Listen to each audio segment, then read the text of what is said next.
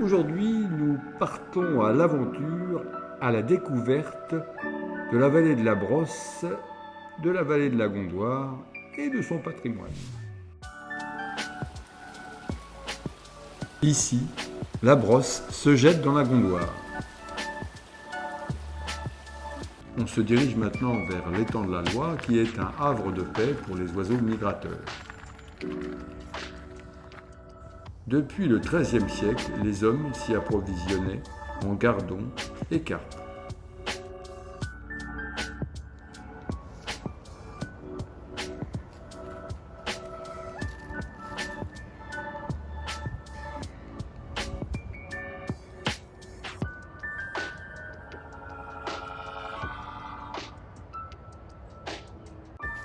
On quitte maintenant l'étang de la Loire pour se diriger vers la première église. Vous voyez laquelle? Vous savez, un petit village où coule le Rue de la Gondoire.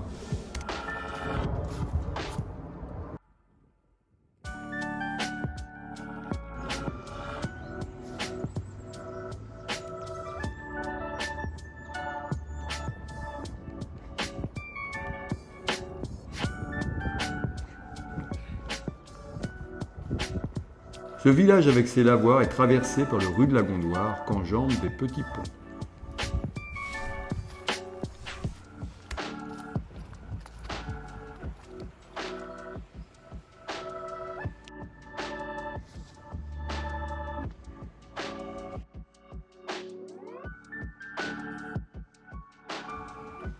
Le moulin du cœur, pour désigner le cœur de la ville, fonctionna jusqu'en 1896.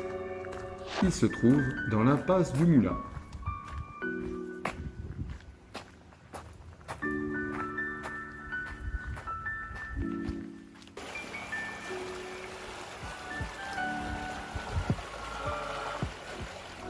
Et voilà l'église de Gouverne, plus exactement l'église Saint-Germain de Paris à Gouverne. Le clocher de l'église est du XVIIe siècle. Entre l'église et le château de Deuil, le long de la Gondoire, se trouvait le lieu-dit le Moulin Rouge. Cette appellation est un mystère. Certains racontent que ce serait en souvenir d'une terrible bataille qui se déroula au XIIe siècle entre le roi Louis VI le Gros et Thibaut de Champagne. Le château de Deuil, enfin ce qu'il en reste, est derrière le Rue de la Gondoire.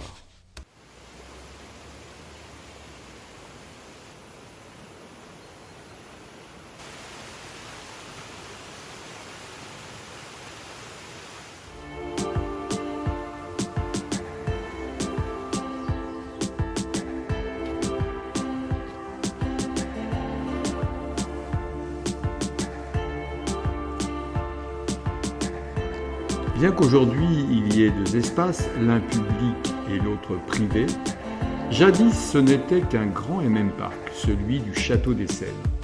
Le domaine fut construit vers 1875 et le parc dans sa totalité a une surface de 14 hectares. On peut y voir des érables, des sorbiers, des noisetiers et également des cèdres bleus du Liban.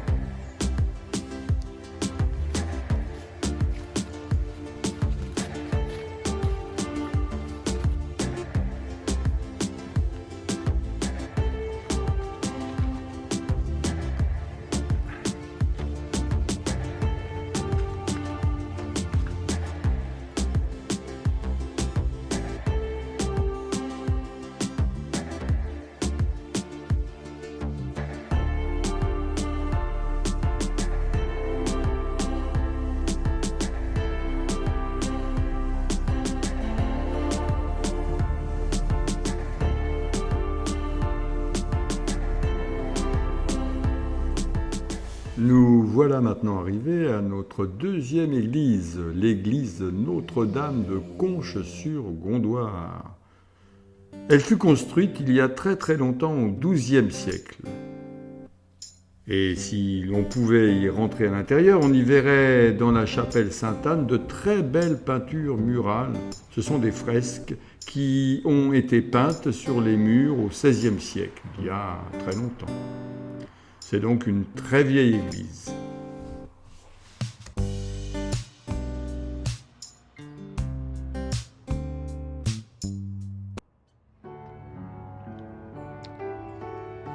On se dirige maintenant vers Guermantes pour trouver la troisième église. L'église Saint-Jacques-le-Majeur et Saint-Christophe est l'église de Guermantes. C'est une vieille dame visible depuis les hauteurs de Lagny-sur-Marne. Elle a été construite en 1707 par Robert Cotte, un architecte bien connu car il a travaillé également sur les chantiers du château de Versailles.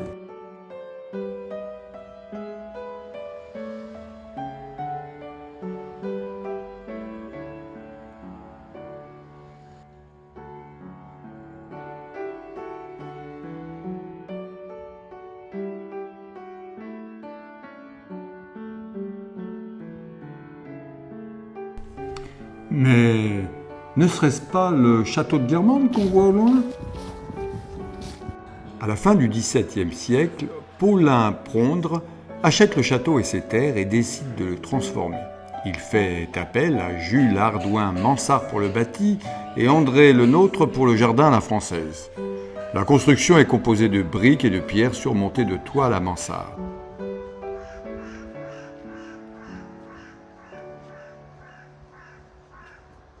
Et saviez-vous que ce château est célèbre ? Marcel Proust a nommé le 3e tome de À la recherche du temps perdu, le côté de Guermantes.